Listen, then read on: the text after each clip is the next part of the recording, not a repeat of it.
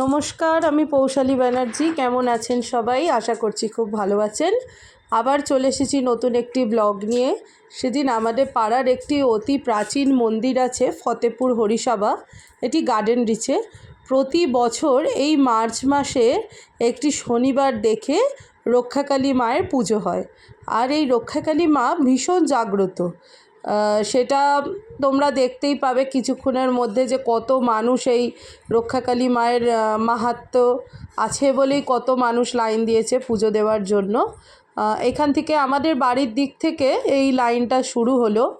এখনও কিন্তু মন্দির অনেকটা, প্রচুর মানুষ কাতারে কাতারে লাইন দিয়েছে। মন্দিরের সামনে থেকে লাইন শুরু হয়েছে, আবার ওই দিকে মন্দিরের পিছন দিক থেকেও একটা লাইন এসেছে, যেটা আমি তোমাদের সবাইকে দেখাবো। আর এই রক্ষাকালী মায়ের পুজো সন্ধ্যে 7টার সময় ঠাকুর আসে। ভোর 4টের মধ্যে পুজো, অঞ্জলি, তারপরে ডন্ডি কাটা কেটে বলি প্রথা হয়ে পুজো শেষ হয়ে যায়।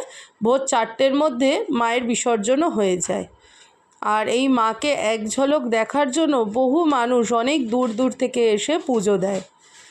তোমরা দেখতেই পাচ্ছ আমি মন্দিরের সামনের দিকে যাচ্ছি, আর এত লাইন পড়েছিল তখন আমি ঠিক পুজো দিতে পারিনি। আমি রাতের বেলা এসে পুজো দিয়েছিলাম। তো এইটা হচ্ছে আমাদের হরিসভা মন্দির। এখানে মা দুর্গা পুজো হয়। আর এটি হচ্ছে মায়ের রক্ষাকালীর বেদি। এই যেদিকে আমি যাচ্ছি এইটা রক্ষাকালী বেদির সামনের দিকে। আর সেদিন মাকে অপরূপ সুন্দর লাগছিল, একেবারে রাজরানীর বেশে প্রচুর গয়না পরে মা সিংহাসনে বসে সবাইকে আশীর্বাদ করছেন এবং কৃপা করছেন। কথায় আছে, কথায় কেন, এটা আমিও প্রমাণ পেয়েছি যে কোনো বিপদে পড়লে এই মাকে একবার ডাকলে মা কিন্তু সাড়া দেয় এবং বিপদ থেকে রক্ষা করে। আমি বহুবার তার প্রমাণ পেয়েছি, অনেকবার অনেক বিপদে পড়েছি, মা আমাদের সবাইকে রক্ষা করেছেন।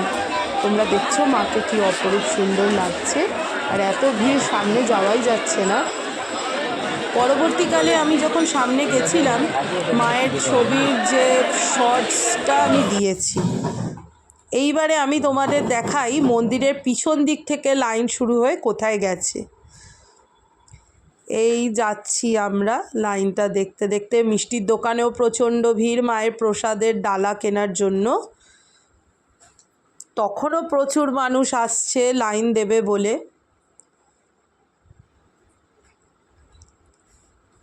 আর সেদিনকে কলকাতা পুলিশের তরফ থেকে চারিদিকে নো এন্ট্রি বোর্ডে মুড়ে ফেলা হয়েছিল, কারণ কোনো রকম কোনো গাড়ি অ্যালাউ নেই ওই সময়।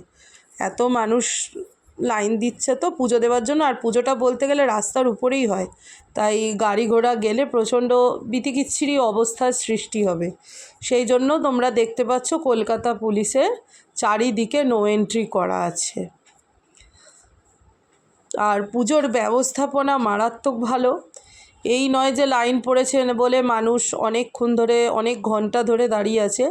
লাইনও কিন্তু খুব ক্লিয়ার, মানে খুব তাড়াতাড়ি ক্লিয়ার হয়ে যাচ্ছিল। আর পুরোহিতের সংখ্যাও প্রচণ্ড বেশি ছিল, যার জন্য লাইনটা তাড়াতাড়ি ক্লিয়ার হতে বাধ্য। এখনও কিন্তু লাইন চলছে। এইটিকে বলা হয় মাধবরতলা মোড়। অনেকেই জানবে এই জায়গাটিকে বলা হয় মাধবরতলা মোড়। অর্থাৎ মাধবরতলা মোড় ছাড়িয়েও ওই দূর পর্যন্ত কিন্তু লাইন রয়েছে। আমি আর যাই হোক অত দূর গেলাম না। সবাই ভালো থেকো। আর ব্লগটি ভালো লাগলে লাইক, শেয়ার অ্যান্ড সাবস্ক্রাইব করতে ভুলো না কিন্তু।